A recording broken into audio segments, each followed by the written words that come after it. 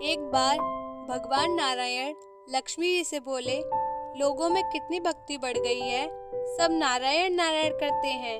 तो लक्ष्मी जी बोली, आपको पाने के लिए नहीं, मुझे पाने के लिए भक्ति बढ़ गई है।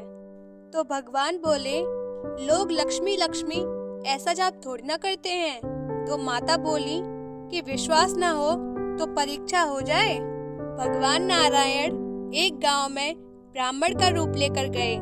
एक घर का दरवाजा खटखटाया। घर के यजमान ने दरवाजा खोलकर पूछा, कहाँ के हैं? तो भगवान बोले, हम तुम्हारे नगर में भगवान का कथा कीर्तन करना चाहते हैं।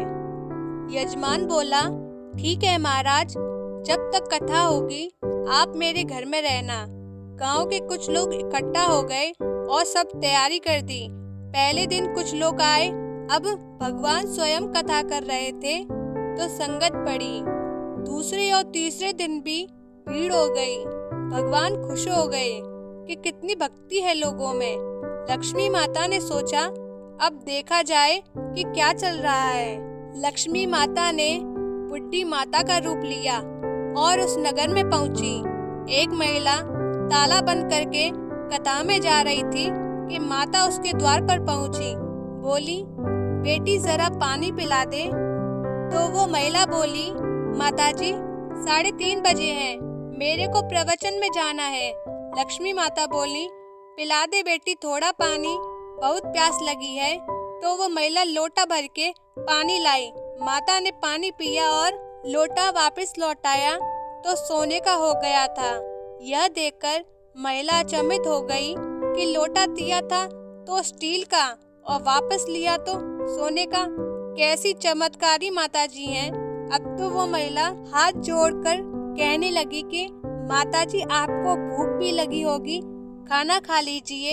यह सोचा कि खाना खाएगी तो थाली, कटोरी, चम्मच, गिलास आदि भी सोने के हो जाएंगे।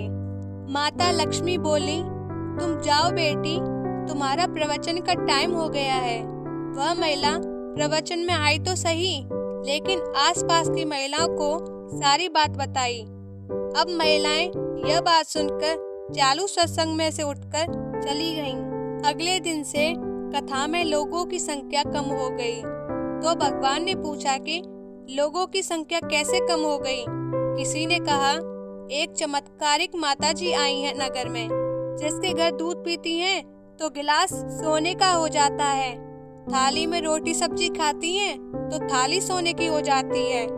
उसके कारण लोग प्रवचन में नहीं आते। भगवान नारायण समझ गए कि लक्ष्मी जी का आगमन हो चुका है। इतनी बात सुनते ही देखा कि जो यजमान सेठ जी थे वो भी खड़े हो गए, खिसक गए। पहुँचे माता लक्ष्मी जी के पास। बोले, माता मैं तो भगवान की कथा का आयोजन कर रहा था और आपने मेरे घर को ही छोड़ दिया। माता लक्ष्मी बोली, तुम्हारे घर में तो मैं सबसे पहले आने वाली थी, लेकिन तुमने अपने घर में जिस कथाकार को ठहराया है ना, वो चला जाए तभी तो मैं आऊं। सेठ जी बोले, बस इतनी सी बात, अभी उनको धर्मशाला में कमरा दिलवा देता हूँ। जैसे ही महाराज भगवान कथा करके घर आए तो सेठ जी बोले, महाराज आप अपना बिस्तर बांधो, आपकी व्यवस्था आपसे धर्मशाला में कर दी है। महाराज बोले, अभी तो 2-3 दिन बचे हैं कथा के, यहीं रहने दो। सेठ बोले, नहीं नहीं, जल्दी जाओ, मैं कुछ नहीं सुनने वाला, किसी और मेहमान को ठहराना है। इतने में लक्ष्मी जी आई। कहा कि सेठ जी आप थोड़ा बाहर जाओ, मैं इनसे निपट लूं। माता लक्ष्मी जी भगवान से बोली, प्रभु अब तो मान गए?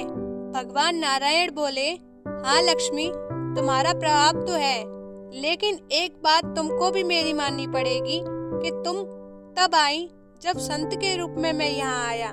संत जहाँ कथा करेंगे वहाँ लक्ष्मी तुम्हारा निवास जरूर होगा। यह कहकर नारायण भगवान ने वहाँ से बैकुंठ के लिए विदाई ली। अब प्रभु के जाने के बाद अगले दिन सेठ के घर सभी गांव वालों की भीड़ हो गई। सभी चाहते थे कि यह माता सभी के घरों में बारी बारी आए, पर यह क्या, लक्ष्मी माता ने सेठ और बाकी सभी गांव वालों को कहा कि अब मैं भी जा रही हूँ, सभी कहने लगे कि माता ऐसा क्यों, क्या हमसे कोई भूल हुई है? माता ने कहा, मैं वहीं रहती हूँ जहाँ नारायण का वास होता है। आपने नारायण को तो निकाल दिया, फिर मैं कैसे रह सकती हूँ? और वे चली गईं। शिक्षा: जो लोग केवल माता लक्ष्मी को पूजते हैं वे भगवान नारायण से दूर हो जाते हैं। अगर हम नारायण की पूजा करें तो लक्ष्मी तो वैसे भी पीछे पीछे आ जाएंगी, क्योंकि वो उनके बिना नहीं रह सकती। जहाँ परमात्मा की याद है वहीं लक्ष्मी जी का वास होता है। केवल लक्ष्मी के पीछे भागने वालों को ना माया मिलती है ना ही राम। ज्ञान बांटने से बढ़ता है और केवल अपने पास रखने से खत्म हो जाता है। जय श्री हरि, श्री राधे राधे जी। तो दोस्तों, आपको कैसी लगी हमारी कहानी? कमेंट करके ज़रूर बताएं। वीडियो को लाइक, शेयर और सब्सक्राइब कर लें। साथ ही घंटी दबाकर ऑल पर दबाएं ताकि आने वाली वीडियो आप पर पहले पहुंचे। हम आपसे अगली वीडियो में मिलेंगे। धन्यवाद।